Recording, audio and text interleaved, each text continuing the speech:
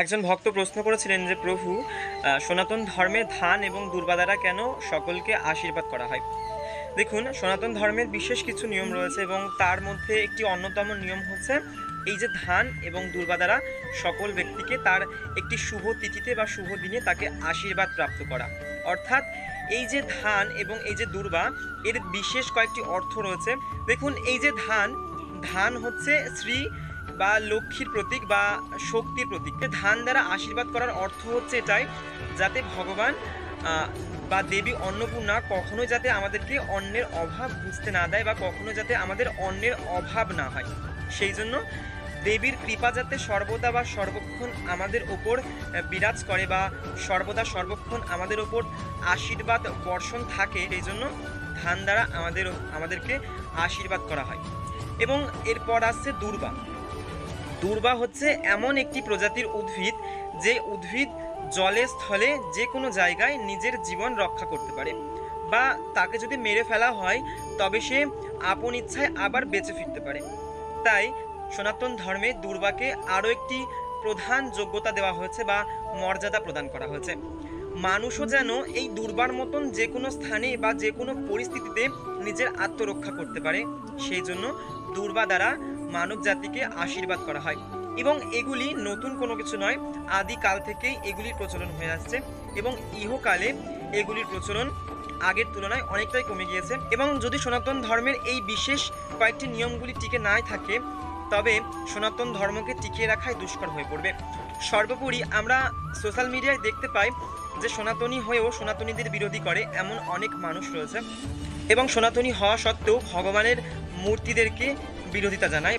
সর্বোপরি আমাদের নিজেদের যে সনাতনী ভাই বোনেরা রয়েছে বা মা বাবারা রয়েছে, তাদের সর্বপ্রথম একটি লক্ষ্য থাকা উচিত যে আমরা সনাতনী, আমাদের ধর্ম একটাই, যে আমরা সনাতনী। যেমন মুসলিমদেরকে দেখা যায় যে মুসলিমদের ধর্ম একটাই, যে তারা ইসলাম ধর্মকে গ্রহণ করেছে বা ইসলাম ধর্মের পথের পথিক হয়ে তারা সামনের দিকে এগিয়ে যায়। কিন্তু আমাদের সনাতনী ধর্মদের মধ্যে বিশেষ কয়েকটি মতবিরোধ রয়েছে। যেমন তারা বলে আমরা উচ্চ জাতি এবং আমরা নিম্ন জাতি।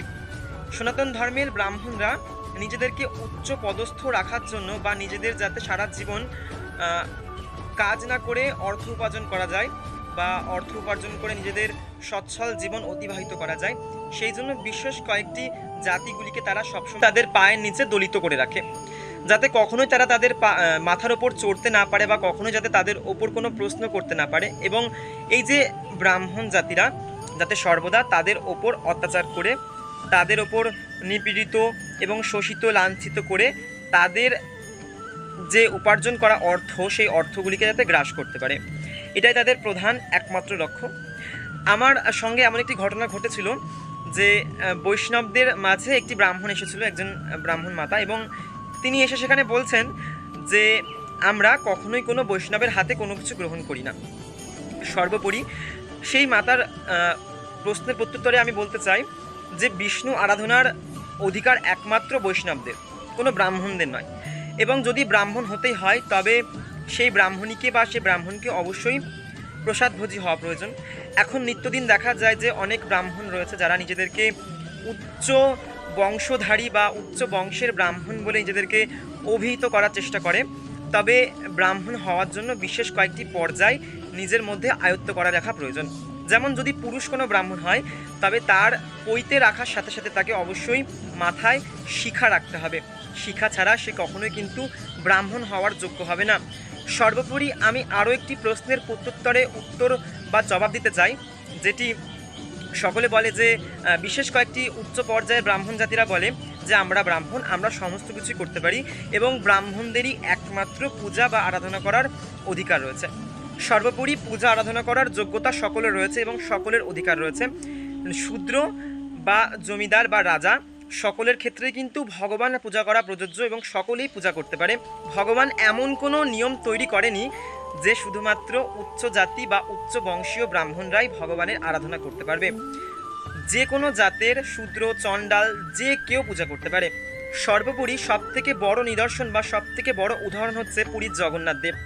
জগন্নাথ দেব কিন্তু চণ্ডালদের হাতে নিজের পূজা আরাধনা গ্রহণ করে থাকেন, এবং চণ্ডালদের দেবতাই কিন্তু জগন্নাথ।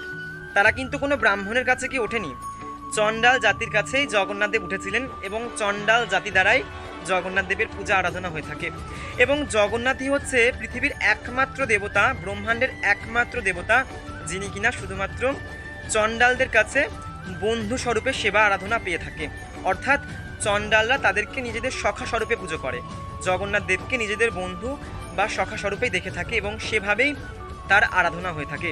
আরও একটি বিষয় যেটি ব্রাহ্মণরা বলে থাকে যে আমরাই একমাত্র নারায়ণ সেবা করতে পারি বা আমাদেরই একমাত্র নারায়ণ সেবার অধিকার রয়েছে। সর্বোপরি নারায়ণ সেবা করতে গেলে অবশ্যই শিক্ষা রাখা প্রয়োজন এবং প্রসাদ ভোজী হওয়া প্রয়োজন, কারণ সকলেই কম বেশি জানেন যে নারায়ণ একমাত্র সাত্ত্বিক ভোজনই গ্রহণ করে থাকেন। সর্বোপরি নিজেকে উচ্চবংশীয় ব্রাহ্মণ বলার আগে একবার খুঁচিয়ে দেখে নেবেন যে আপনার যে কার্য বা ক্রিয়াগুলি যেগুলি করছেন সেগুলি কি ব্রাহ্মণ হওয়ার জন্য যথেষ্ট যোগ্যতা রাখে, বা আপনি যে ব্রাহ্মণ সেটি যে সকলের সামনে প্রকাশ করছেন তাতে আপনার অপমানজনক কিছু হচ্ছে না তো? বা আপনি যে কথাগুলি বলছেন যে আপনাদেরই একমাত্র অধিকার, যে আপনারাই একমাত্র বিষ্ণু সেবা করতে পারেন বা নারায়ণ সেবা করতে পারেন, এটি কি কোথাও উল্লেখ রয়েছে? যদি থেকে থাকে কোনো শাস্ত্রে বা কোনো পুরাণে, তবে অবশ্যই আমার ভিডিওটির নিচে মেনশন করবেন, আমি দেখব যে কোথায় লেখা রয়েছে যে একমাত্র ব্রাহ্মণরাই বিষ্ণু আরাধনা করতে পারে।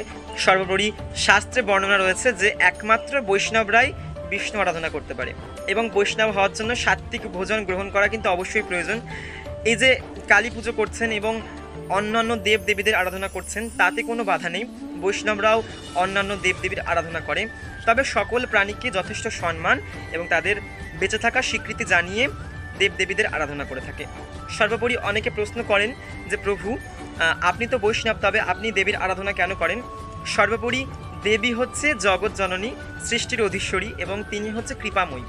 যদি মা না থাকতো তবে সন্তানের কখনোই জন্ম হতো না, এবং যার জন্য দেবতা থেকে শুরু করে মানব জাতি সকলেরই সৃষ্টি হয়েছে, সকলের সৃজন হয়েছে। তাই দেবী আরাধনা করা কোনো পাপ নয়, বা বৈষ্ণব হয়ে আমি যে দেবী আরাধনা করছি এতে কোনো অপরাধ নেই। আপনারাও দেবী আরাধনা করুন। যারা ইসকনিয়া রয়েছেন তারা অনেকের অনেক মত প্রদান করে থাকি, আমি তাদের কখনোই বিরোধিতা করি না। তারা তাদের মতন করে তাদের ভক্তিপথটাকে এগিয়ে নিয়ে যাচ্ছে এবং আমি আমার মতন করে ভক্তিপথ এগিয়ে নিয়ে যাচ্ছি। সর্বোপরি যখন প্রশ্ন করবেন বা তর্কযুদ্ধে নামবেন তখন অবশ্যই সঠিক উত্তর জেনে নিয়ে তর্কযুদ্ধে নামবেন এবং শাস্ত্র জ্ঞান অর্জন করে তবেই তর্কযুদ্ধে নামবেন, নচেত আপনারাই সকলের সামনে অপমানিত হবেন।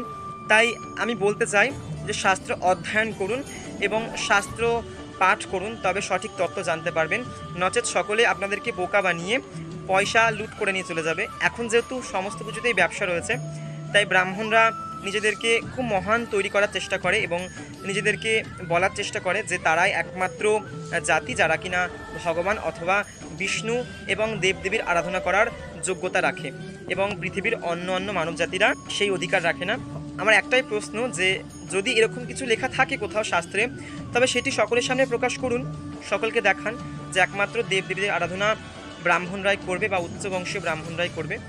আমি কোনো তর্ক যুদ্ধে জড়াতে চাই না, তবে যখন কেউ কোনো প্রশ্ন আমাকে করেন তবে আমি চেষ্টা করি সেই প্রশ্নের সঠিক উত্তর দেওয়ার। তবে আজকের ভিডিওটি আমি এখানে সমাপ্ত করছি, ফিরে আসবো আবারও নতুন কোনো আধ্যাত্মিক তত্ত্ব নিয়ে। ততক্ষণের জন্য সকলে ভালো থাকবেন, সুস্থ থাকবেন এবং ভজনে কুশলে থাকবেন। জয় নিতাই, জয় গৌর, জয় রাধেশ্যাম।